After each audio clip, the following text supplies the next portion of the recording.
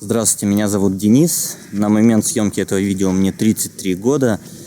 И начинаю длинный сериал под названием «Жизнь в Китае». Только что обнял и поцеловал спящих дочку и сына, попрощался с женой и направляюсь из маленького города Шарыпово в город Красноярск. Совсем недавно у нас в Красноярске была однокомнатная квартира, но жить в однокомнатной квартире с двумя детьми, плюс я еще работаю дома, невозможно. Поэтому продали квартиру, взяли ипотеку и купили долевую трехкомнатную. Долевой, во-первых, дешевле, а во-вторых, мы не нашли нормальной квартиры в нормальном районе, который бы нам понравился. А вот тот долевой, который мы выбрали, очень понравилось. Но квартира построится только через год, жить нам негде. Поэтому вместо того, чтобы шляться по родственникам, мы решили совместить нашу старую мечту поехать куда-нибудь за рубеж пожить с тем, что у нас пока здесь будет строиться квартира. То есть все так классно совпало.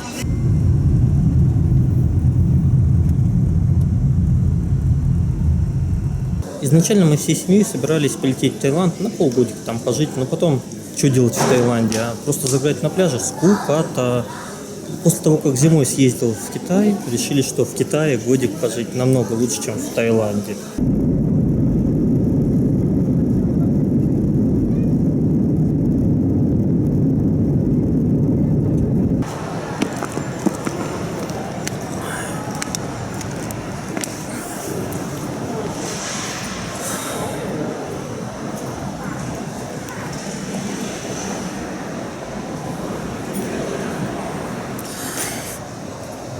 Доброе утро, Китай.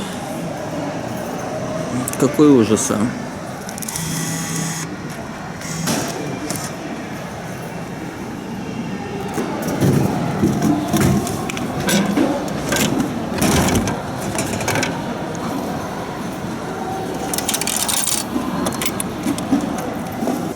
Что могу сказать? Круто.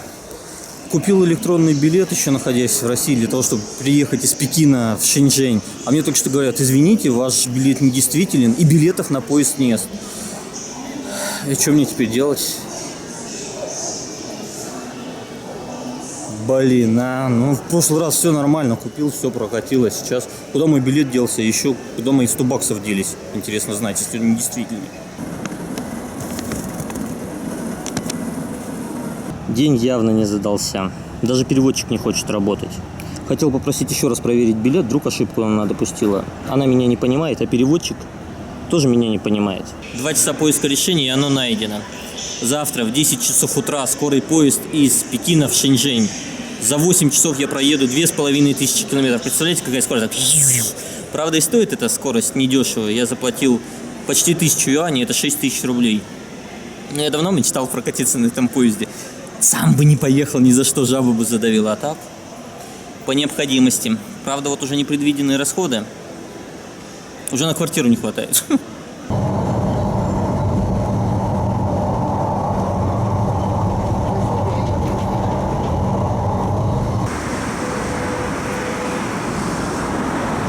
Пекин в июле просто ужас. Перенаселенный, жутко загазованный город. Дышать невозможно, многие жители ходят в противогазах, в марлевых повязках как минимум. Жара градусов 30, все в дымке. Вот я чувствую, я вижу то, чем дышу. Даже если бы мне предложили здесь очень хорошую работу, оплачиваемую, ни за что бы не согласился здесь жить, потому что это нереал какой-то. Зимой холодно, летом жарко и невозможно дышать. Хорошо, что я нашел работу не в Пекине, а в Шэньчжэне. Там с экологией все-таки получше. Там ветер с моря хотя бы дует. Ну и покупаться есть где, а здесь... Смотрите, как классно паркуются. Интересно, а у нас так можно? А у них, интересно, так можно? Ну, раз они могут на середине парковаться, значит, я могу ходить посередине улицы.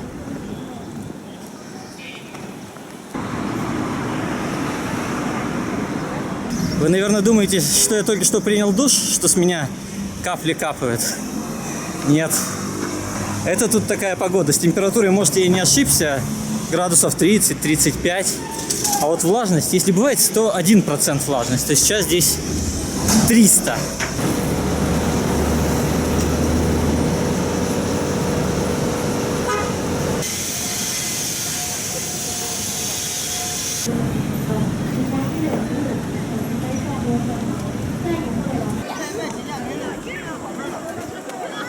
Ну вот, впервые столкнулся с правоохранительными органами Китая. Остановили прямо на улице, прошмонали обе сумки. Чем им не понравился, прям не знаю. Наверное, у меня рожа очень страшная, на террориста похож.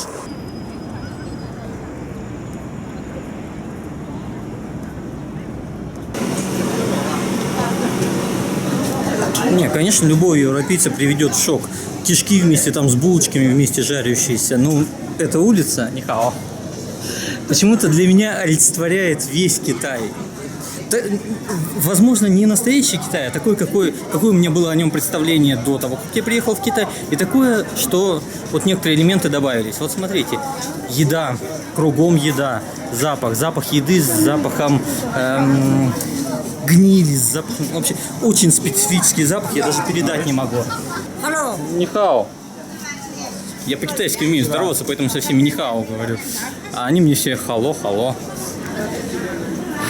К сожалению, сегодня я очень устал, у меня тяжелая сумка, еще там за спиной одна, поэтому я все это не поснимаю. Но если вам вдруг интересно вот это вот место, то я еще приеду в Пекин, когда буду забирать детей и жену, и тогда смогу вам поподробнее снять вот эту всю мелькающую, воняющую китайщину. Фу, чем-то пахануло.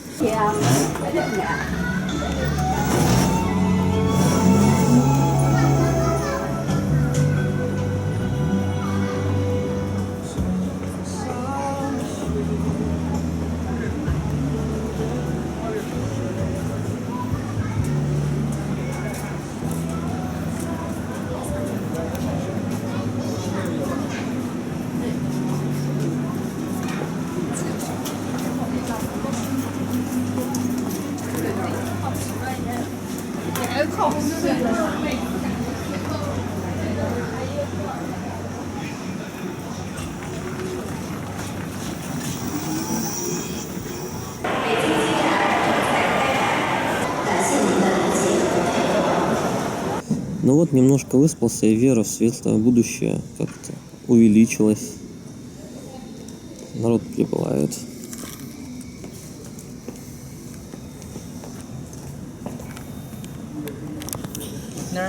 4 часа. Еще можно 4 часа поспать.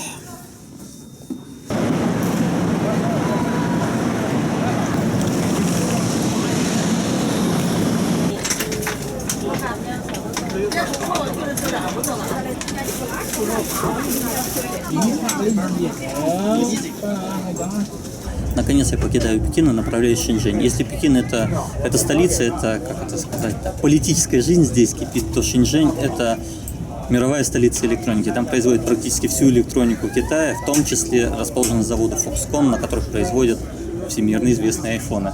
Вот туда я и направляюсь.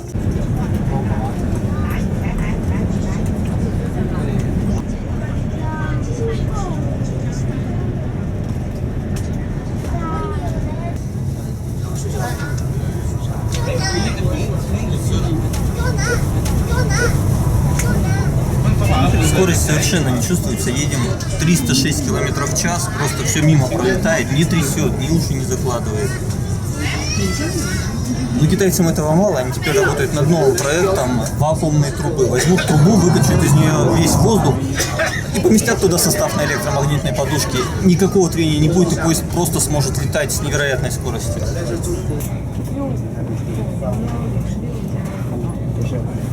Я в Шэньчжэне пока один, жена и дети подтянутся ко мне через примерно 2 месяца, им нужно решить там кое-какие дела. А мне тут нужно сейчас снять квартиру, обустроиться и проверить возможности заработков, а то вдруг не получится, назад придется ехать. Не хотелось бы.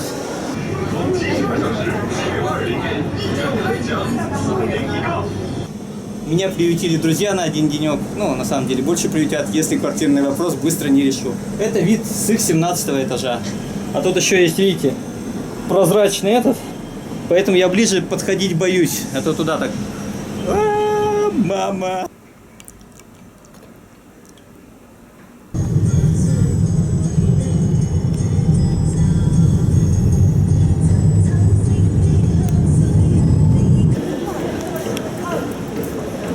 Ну что, прикольно? Я подключил себе интернет, 1 гигабайт в месяц будет обходиться 78 юаней.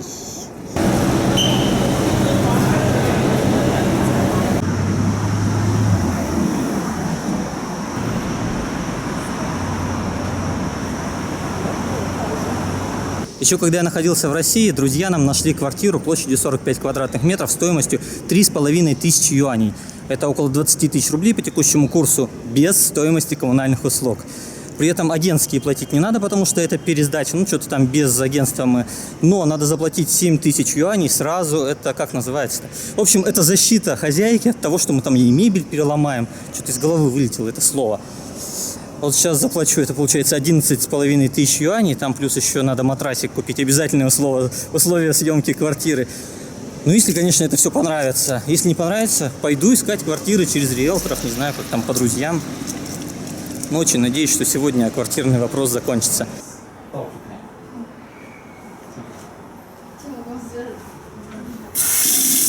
Только холодная.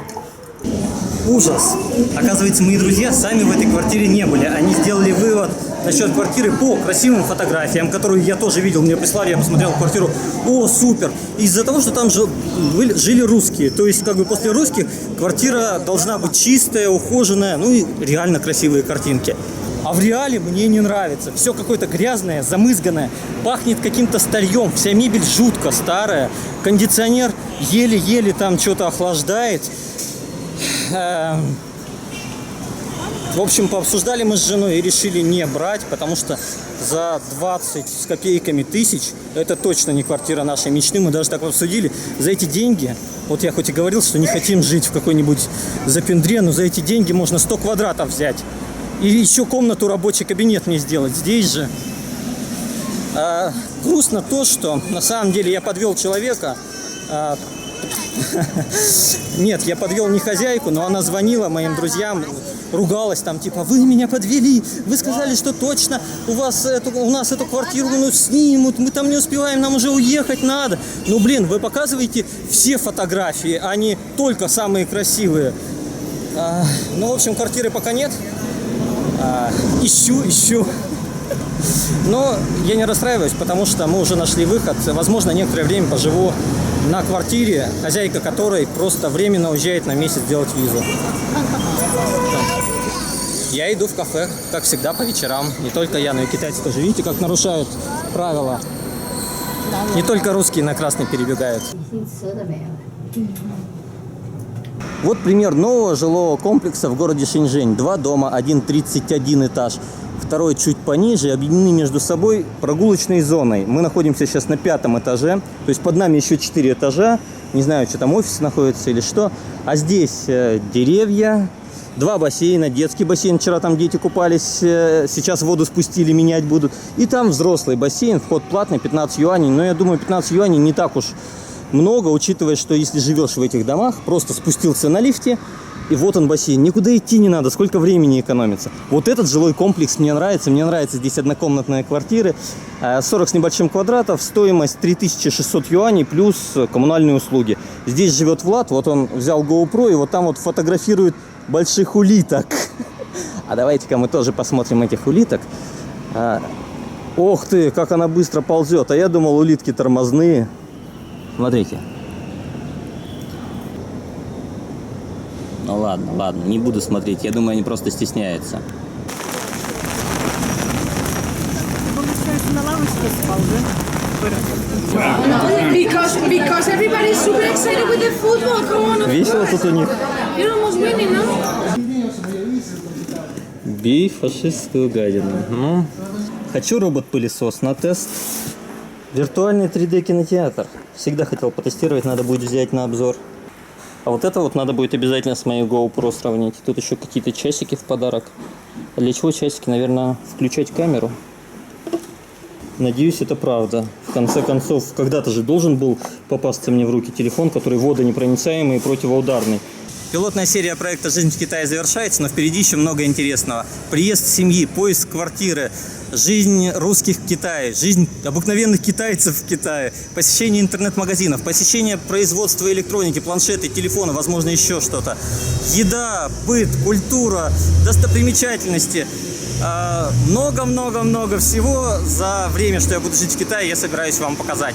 Если вам все это интересно, не забудьте подписаться на канал для того, чтобы не пропустить новую серию.